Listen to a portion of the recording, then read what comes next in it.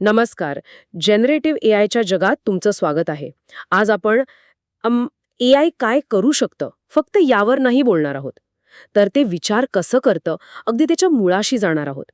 आपण एका प्रयोगातून पाहणार आहोत की एका एआय मॉडेलला म्हणजे एका सामान्य ज्ञानकोशापासून ते एका विशेष तज्ज्ञापर्यंत कसं नेता येतं. बरोबर. आजचा उद्देश हा एआयच्या पडद्यामागे डोकावून पाहण्याचा आहे. म्हणजे आपण प्रॉम्प्ट इंजिनिअरिंग, मॉडेल पॅरामीटर्स आणि ग्राउंडिंग यांसारख्या गोष्टी प्रत्यक्ष हाताळून पाहणार आहोत. आपण हे शब्द नेहमी ऐकतो, पण खरंच म्हणजे प्रत्यक्षात हे काम कसं करतं आणि मॉडेलच्या उत्तरांवर त्याचा किती किती खोल परिणाम होतो हे आज आपण पाहूया. आणि हे सगळं करण्यासाठी आपण एक खूप मजेशीर टूल वापरणार आहोत, चॅट प्लेग्राऊंड. यात मायक्रोसॉफ्टचं 5.3 मिनी मॉडेल आहे. आणि गंमत म्हणजे हे मॉडेल कुठल्या मोठ्या सर्व्हरवर नाही, तर थेट आपल्या कम्प्युटरच्या ब्राउझरमध्ये चालतं. हो. आणि ही एक खूप मोठी गोष्ट आहे बरं का. वेब जीपीयू सारख्या टेक्नॉलॉजीमुळे हे शक्य झालंय. याचा अर्थ असा की एआय आता फक्त मोठ्या डेटा सेंटर्समध्ये बंद नाहीये, तर ते आपल्या डिव्हाइसवर म्हणजे स्थानिक पातळीवर चालू शकतं. अच्छा, म्हणजे एज एआय ज्याला म्हणतात ते हेच का? अगदी. आणि प्रायव्हसीच्या दृष्टीनेही खूप महत्वाचं आहे. तुमचा डेटा तुमच्याच हातात राहतो.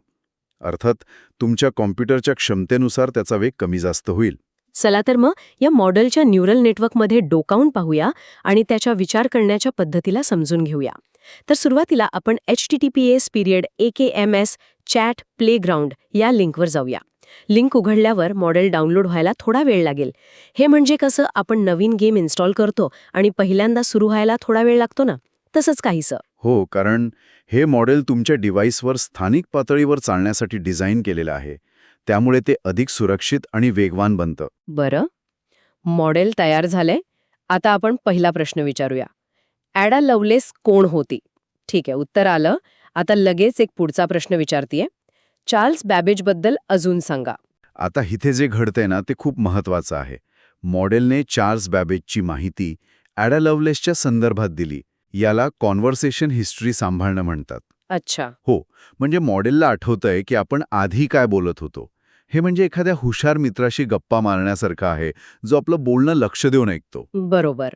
आणि याच मेमरीमुळे फॉलोअप प्रश्न विचारणं शक्य होतं. पण या मेमरीला काही मर्यादा असतीलच नाही का? म्हणजे ते किती मागचं संभाषण लक्षात ठेवू शकतं? अगदी बरोबर प्रश्न आहे. प्रत्येक मॉडेलची एक कॉन्टेक्स्ट विंडो असते आणि ती मर्यादित असते. ही विंडो टोकन्समध्ये मोजली जाते. जेवढी मोठी विंडो तेवढं जास्त संभाषण लक्षात राहील. पण पण कॉम्प्युटरवर लोड जास्त येणार. बरोबर, जास्त मेमरी आणि प्रोसेसिंग पॉवर लागते. त्यामुळे कॉन्टेक्स्ट विंडो किती मोठी असावी हा संशोधनातला एक मोठा विषय आहे. समजलं. आता समजा आपल्याला हा विषय सोडून पूर्णपणे नवीन काहीतरी विचारायचं आहे. त्यासाठी इथे वरच्या बाजूला एक न्यू चॅट बटन आहे. हे बटन म्हणजे संभाषणाच्या मेमरीसाठी एक रिसेट बटन आहे नाही का? अगदी. ते दाबल्यावर मागचं सगळं विसरून एक नवीन सुरुवात होते. त्याची कॉन्टेक्स्ट विंडो पूर्णपणे रिकामी होते. चला, नवीन चॅट सुरू करून विचारूया, ॲलन ट्युरिंग कोण होते? आणि मग ट्युरिंग टेस्ट म्हणजे काय? इथे मॉडेल फक्त ट्युरिंगबद्दलच बोलेल. ॲडा लव्हलेसबद्दल काहीही नाही. कारण त्याच्यासाठी हा एक पूर्णपणे नवीन संवाद आहे. ठीक आहे, म्हणजे एआयला संभाषणाचा संदर्भ समजतो.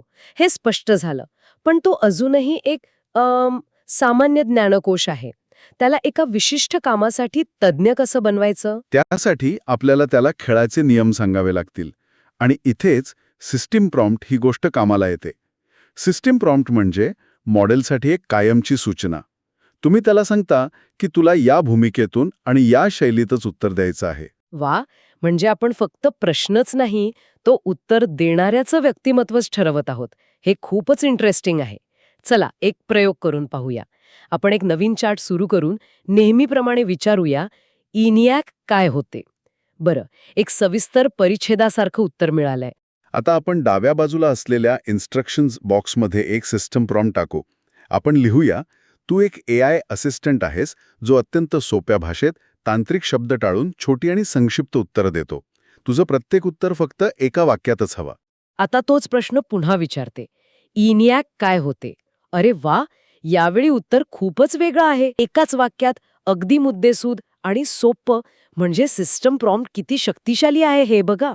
नक्कीच. त्याने मॉडेलच्या उत्तराची फक्त लांबी नाही तर त्याची शैली आणि भाषाही बदलली. तांत्रिक भाषेत सांगायचं तर सिस्टम प्रॉम्प्ट मॉडेलला सांगतो की हजारो संभाव्य उत्तरांपैकी फक्त अशा उत्तरांना प्राधान्य दे जी या नियमांमध्ये बसतात. म्हणजे आपण त्याला कवी, इतिहासकार किंवा अगदी विनोदी कलाकार बनायला सांगू शकतो. अगदी काहीही. पण इथे मला एक प्रश्न पडतोय.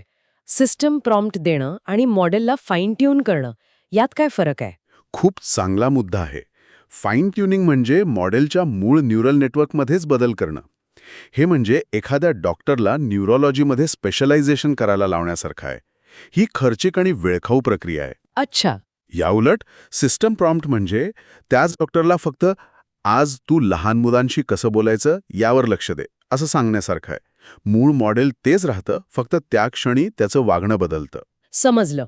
प्रयोग झाल्यावर आपण हा प्रॉम्प्ट काढून टाकू आणि मूळ स्थितीत आणूया. तू एक AI असिस्टंट आहेस जो लोकांना माहिती शोधण्यात मदत करतो. ठीक आहे. म्हणजे आपण सिस्टम प्रॉम्प्ट वापरून AIच्या व्यक्तिमत्वाला बाहेरून आकार दिला. पण AIच्या मूळ विचार करण्याच्या पद्धतीतच म्हणजे त्याच्या स्वभावातच बदल करायचा असेल. त्यासाठी आपल्याला त्याच्या इंजिनमध्ये डोकावून पाहावं लागेल, म्हणजेच मॉडेल पॅरामीटर्समध्ये. हे पॅरामीटर्स म्हणजे AIच्या विचार प्रक्रियेला नियंत्रित करणारे नॉब्स आहेत. आणि यातला सर्वात महत्त्वाचा आणि गमतीशीर पॅरामीटर आहे टेम्परेचर. टेम्परेचर. नावावरून तर काहीतरी गरम थंड असण्याशी संबंध वाटतोय. याचा सर्जनशीलतेशी काय संबंध?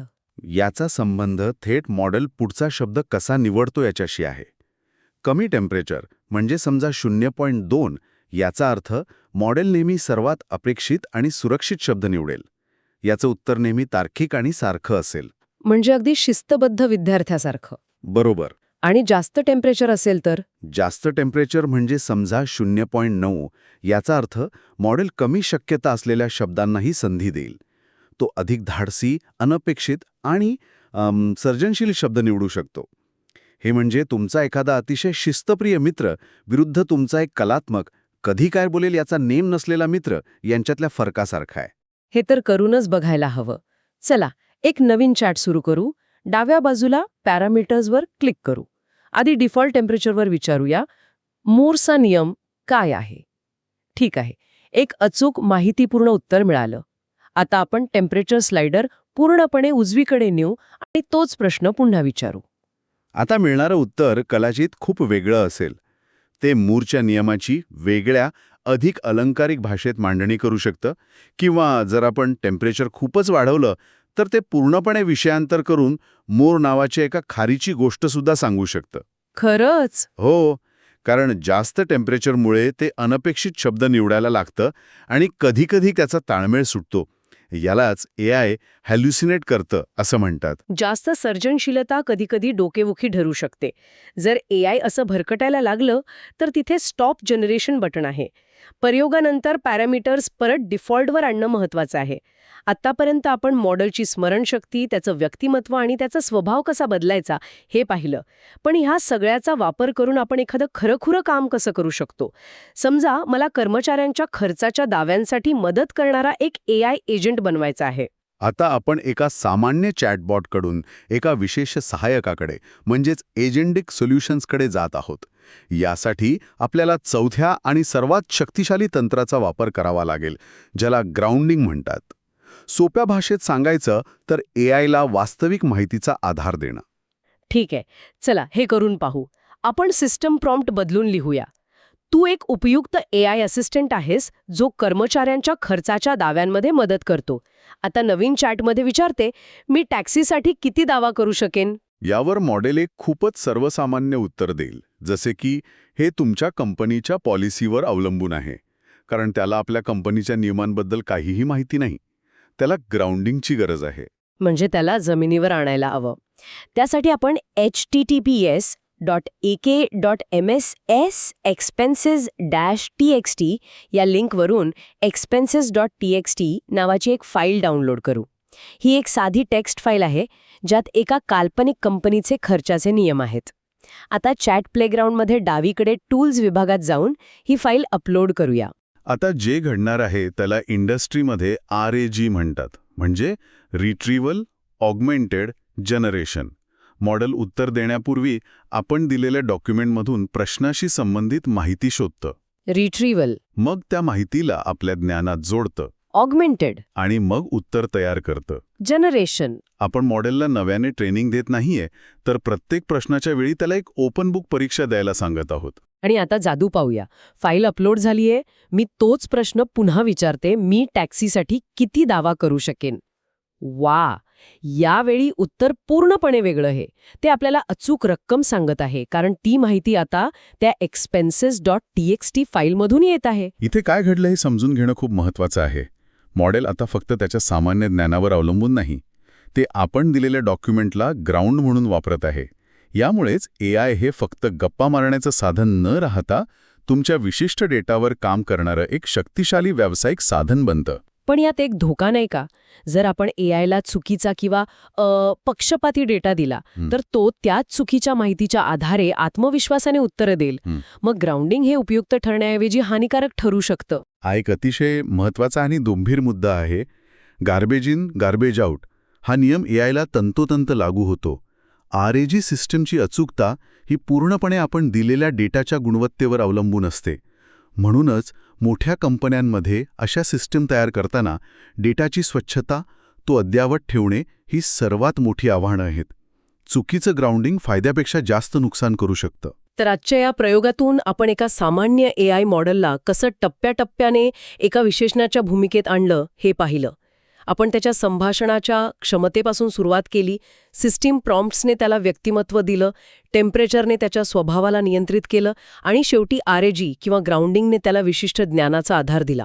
आणि यातली सर्वात आकर्षक गोष्ट ही आहे की या प्लेग्राऊंडमधील ही साधी वाटणारी साधनं हीच शक्तिशाली AI ॲप्लिकेशन्सचा पाया आहेत. मायक्रोसॉफ्ट ॲझ्युअर किंवा इतर मोठ्या प्लॅटफॉर्मवर व्यावसायिक ॲप्स बनवण्यासाठी डेव्हलपर्स याच संकल्पनांचा वापर करतात. फक्त त्यांचं स्वरूप अधिक मोठं आणि गुंतागुंतीचं असतं. आणि जाता जाता एक विचार मनात येतोय, आज आपण AIला फक्त काही ओळींची एक टेक्स्ट फाईल दिली.